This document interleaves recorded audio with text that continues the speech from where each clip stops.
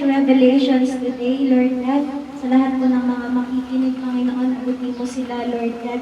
Pahayag mo sa kanila, Lord God, ang gusto mong iparating sa kanila, Panginoon, at iparamdam mo sa kanila, Lord God, kung gaano ka kabuti, Lord God, gaano ka kagaling kumilos, Lord God, sa buhay ng mga taong nananampalataya at naniniwala. Benefits na true.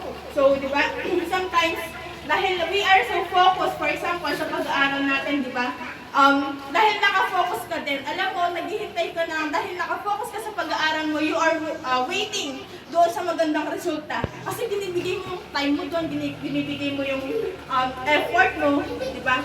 Kasi yun na yung tinitignan mo eh, skills ng tao.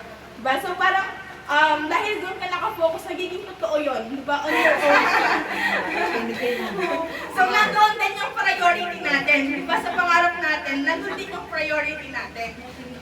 Then Peter get down out of the boat. So, di ba nakasakay siya ng boat naglalayag siya dito and then nakasakay siya ng boat. And then nakita niya si Jesus. Di ba?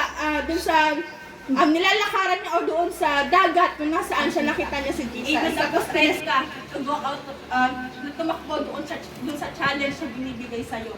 Says, kahit anong klase ng honor ang makuha mo sa mundong ito, hindi mo nararamdaman yung totoong happiness, yung totoong kaligayahan sa puso mo. Bagay na nahihirapan na kami, Panginoon, na ikaw lamang tatawagin namin, Lord God, kapag yung pagkakataon, Panginoon, hindi na po siya umaayon dun sa kakayahan namin, Lord God. Lord na yun.